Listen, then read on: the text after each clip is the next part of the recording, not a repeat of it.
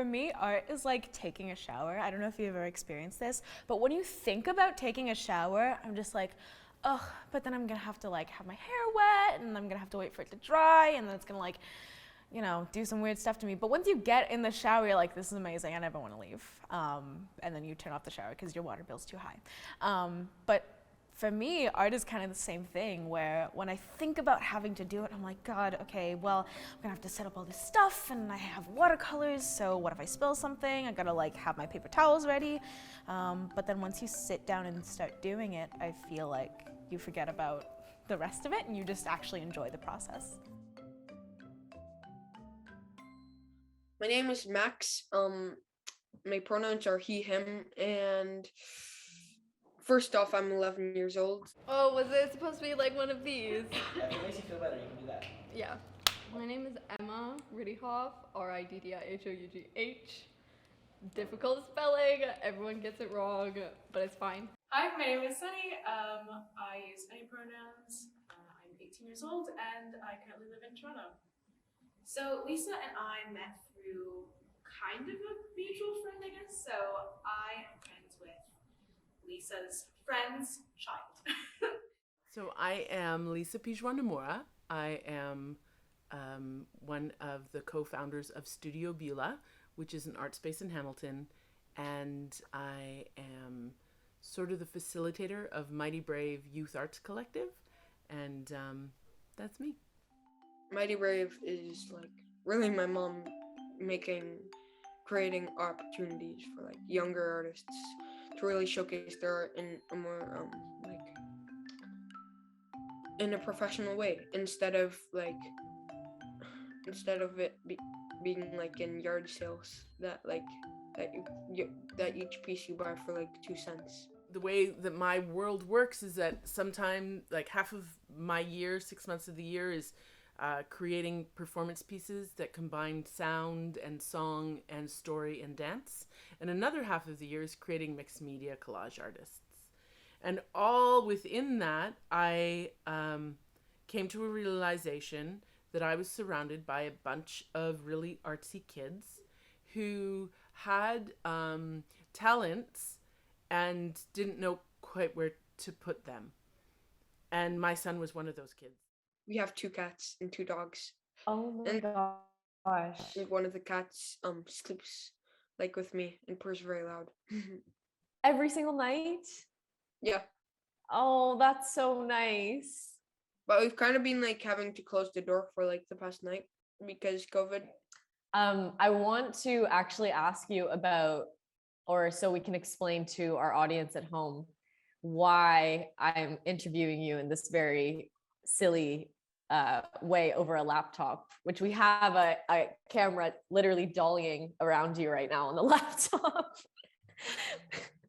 So why are you at home? Why aren't we together in person? Because yesterday I woke up at a very early time and we took a COVID test because my throat started off as like kind of felt like a throat infection, but it turns out I have COVID. I think when it comes to COVID and art, one of the biggest barriers is, again, that motivation. For me, I've been feeling so unmotivated in so many parts of my life that when it comes to art, which is something that I do because I enjoy and I never want it to stop being that, if I don't feel like doing it, I can't. Like, I could sit down and force myself to do it, but that's just not how I want to conduct myself when I practice art, and that's not my goal. I see these youth and I remember being a little kid and being like, I'm gonna be an actor, and people being like, yeah, right, you are.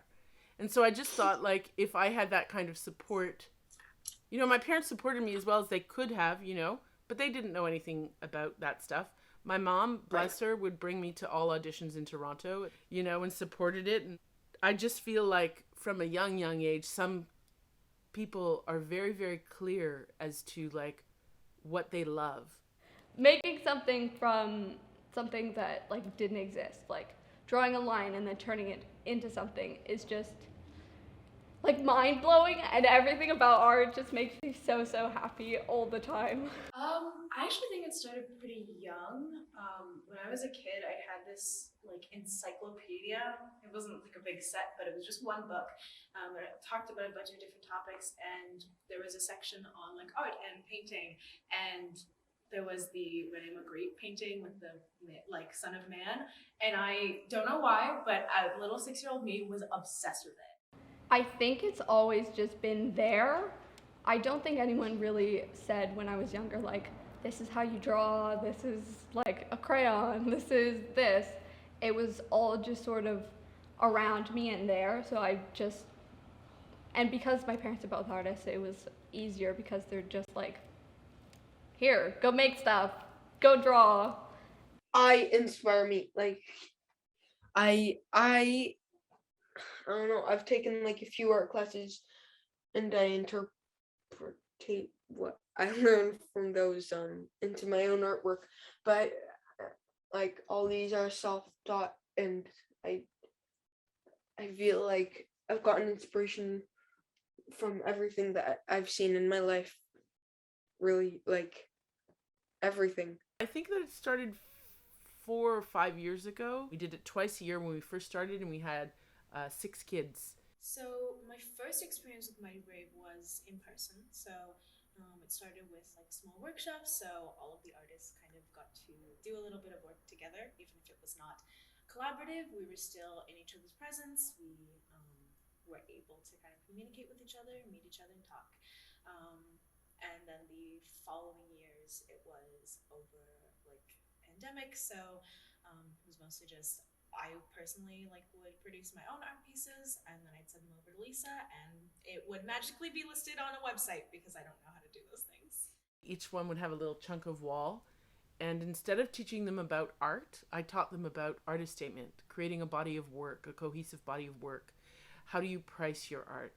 How do you talk to people about your art? I love the lining because it's so perfect and so imperfect at the same time. Like it's so satisfying to the eye. It look like this. There are so many like mini imperfections, but like if you look at it from like afar, like you can see how it all kind of fuses together, and it doesn't look too perfect, but it looks like diverse.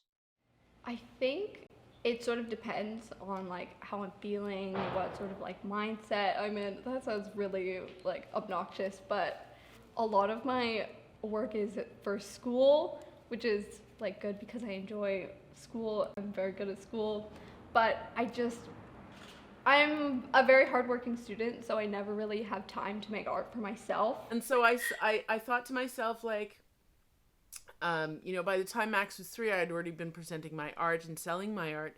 And I thought to myself, what if we took kids' art and instead of putting it on a fridge door, what if we presented it professionally? What if we placed it on a wall in a frame?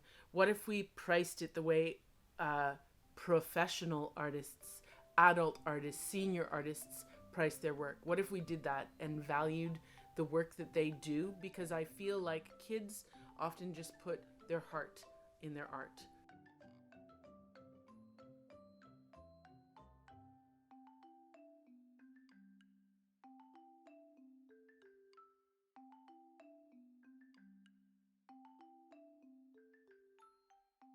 My art practice is something that gives me joy, and if it stops bringing me joy, I stop doing it. There's a reason why a lot of my art pieces don't have backgrounds, or they have very plain backgrounds. And the reason is because I don't like drawing it. I don't like painting backgrounds. It's something I don't enjoy, so I just don't do it. So that's kind of how it began, and now it's this sort of motley crew of, I think we have like between 15 to 20 youth that have sort of been involved from the ages of, now it's I think the youngest is 9 to 19. The goal is not just to create something, it's to enjoy yourself while you do it. So I found that with COVID and all this stress and just the general kind of it, staying inside, and especially during the winter seasons where you're not able to go outside and inside is gross too, having that motivation has been the biggest challenge. Okay, when COVID first hit, I I think I was like fine. I'm quite an independent person, so I'm like okay being alone. My room was like an escape, so I would like go up to my room, lock myself in, listen to lots of true crime podcasts, and then like either work on schoolwork or like make art and draw, and yeah, I did a lot of drawing. Like I've kind of like been at the of course my best art stage, because like every art piece that you make, you get better. And and but like I feel like my art really improved over COVID because I have so much more time. Like when I would like go to the studio, that's pretty much all I would do for like a few hours. Nice. And like I made like a ton of portraits, and in each portrait, I don't know, it kind of just like got out a bit of me that I wasn't like getting from online school, and like it kind of like freed me. School this year has been a mixture of in-person and online. Definitely online learning was very hard, which definitely took a toll on my mental health and kind of not set me up for failure, but last year was really, really hard. I remember being a little like scared before COVID, like certainly a few days, because that was when my mom had her hysterectomy, and like I don't know, it was like I did online for like 18 months, and that was like their teacher was really good, but like the experience was pretty bad. For high school experiences, a lot of the experiences that I could have had, I do feel were a bit dulled down. I definitely think I missed out on a lot of experiences that like typical high school students have. I didn't have an interest so much in them to begin with, but I think taking away that option made me want it. So I never had that much interest in going to prom, but the fact that we didn't even have the option was a bit infuriating. It's like, man, I didn't want this, but you're not even gonna let me choose? Like I sadly have never been to a high school party, which is terrible. I've never been to a dance. I think about like what university could be like for me. I don't really think about the socializing aspect. But I do think that the biggest thing I had to grapple with was that the fact that most of your professors don't know who you are. When you're on a screen already for six hours a day, it's not like you get outdoor breaks, but you don't necessarily have to spend them outdoors. So like each outdoor break I'd be spending like playing video games or and watching shows, and I don't know, it's really unhealthy. Which is so strange because as you go through like grade school and middle school and high school, you have like pretty much all your teachers who know your name and know things about you, but you find yourself reintroducing yourself so much. A lot of those kids, like I became like like the definition of an introvert, and those like you're in that year and a half of like online school. I was kind of like started to lean towards the like procrastination side and definitely being burnt out. I've been like, school is stupid. I don't feel like doing it. And then like get sort of behind. At this point in my life, creating art I've got a difficult relationship with it. Because obviously since I'm in school and I work part-time, it doesn't leave a lot of free time to be able to do art. So I think, and I don't know if this is something other people experience, but I've definitely felt some guilt as to like not making enough or not creating enough art. You know, it's not really something I've done in the past few months, just because I have been so busy. I think it was a combination of both for like wanting to do art to like cope with all kinds of like anxiety and stress and all of these things, but then also being super burnt out. I was like, art is stupid, I don't want to do it anymore. I'm just so tired with just life in general.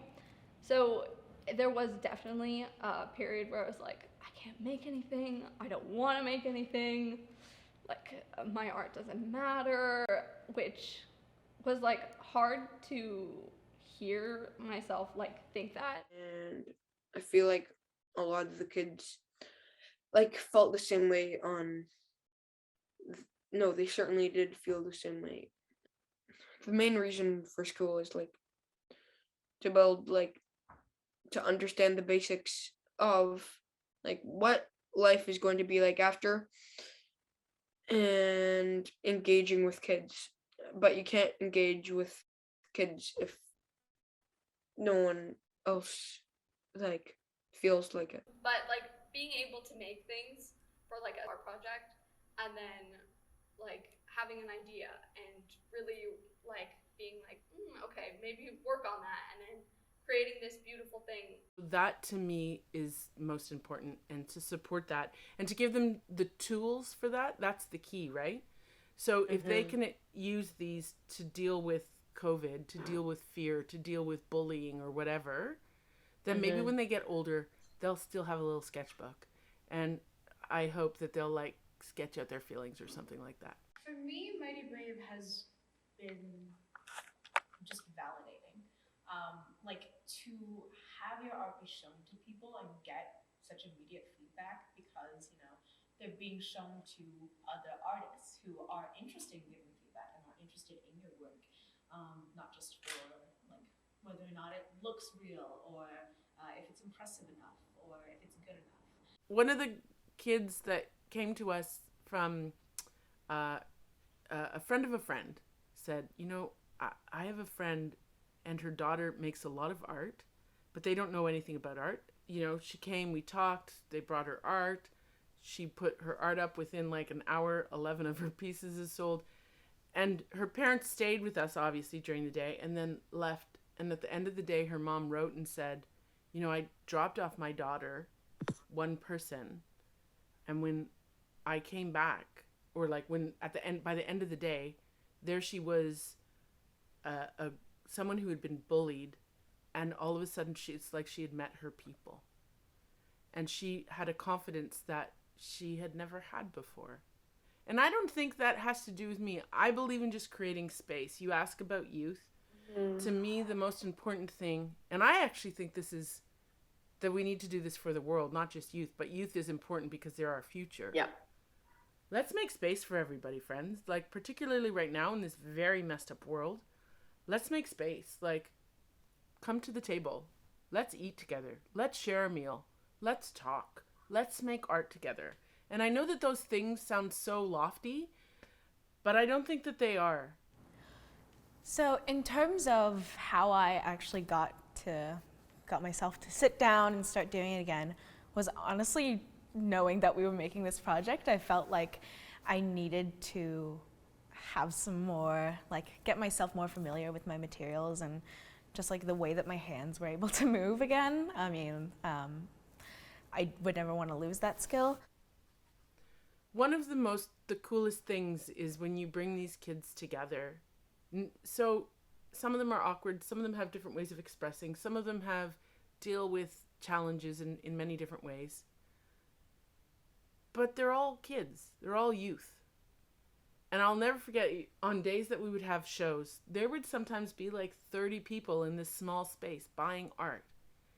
And I would be able to give like an 11-year-old $400 from the sales of their art. Like, the thing is, like, as much as it was amazing, but we also, like, kids got money from making art, which was like unheard of. If you told me I couldn't practice art anymore, I would probably say that that's impossible. Because I think that even if we don't think about it, we practice art every day in everything that we do.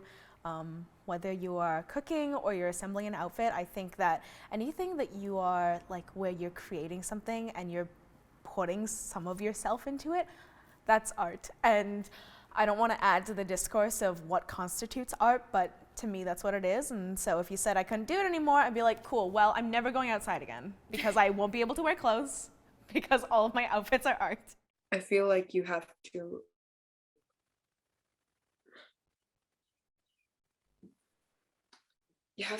look, you can't look at art as really a thing, more as like an idea, and like and those ideas kind of like, if someone doesn't like your idea, then so many like people who have like made inventions, people don't like that idea, and then like 20 years later everyone is using their idea. These kids all know how to make what it is that they want. They don't need me to teach them a style. They just need for someone to be like, okay, I want you to do a chunk of stuff. Do that. We're going to hang it. I'm going to be the arm that hangs it because I'm not giving a 7-year-old a hammer. And tell me where it goes. And then we go from there.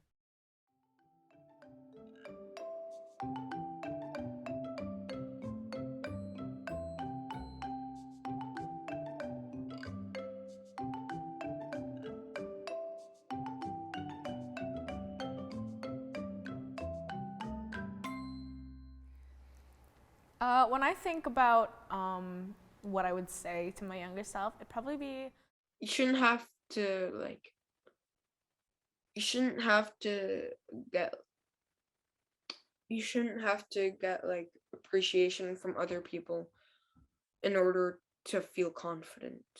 Even though it makes you feel confident, you should be able to like appreciate yourself more than having to feel bad if someone doesn't like your art. You have to like your art, not someone else. I definitely think I would tell my younger self, like, chill out, be a kid, you know? Like, being the most perfect, most organized, most, like, prepared person is good to an extent, but, like, you don't have to, like, grow up too quickly because, like, you're still a kid. if anybody's like ever having trouble with like getting themselves to sit down and do art, it's very different for everybody. For me, making like my own deadlines and assignments helps.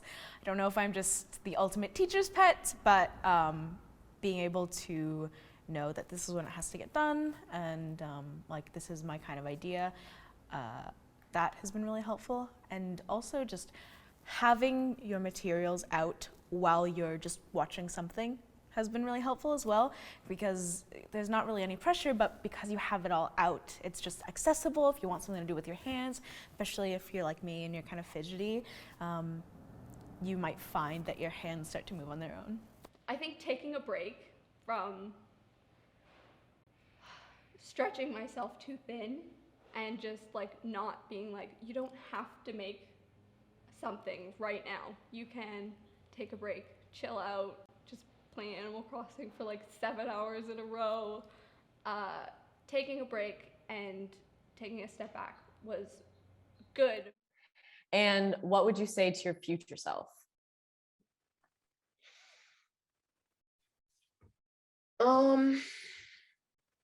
To my younger self, I would certainly say to like, just like,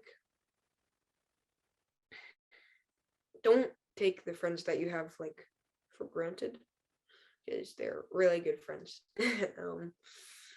And to my future self, I say like, stay with art and like be patient, and the more patient you are, the better outcome.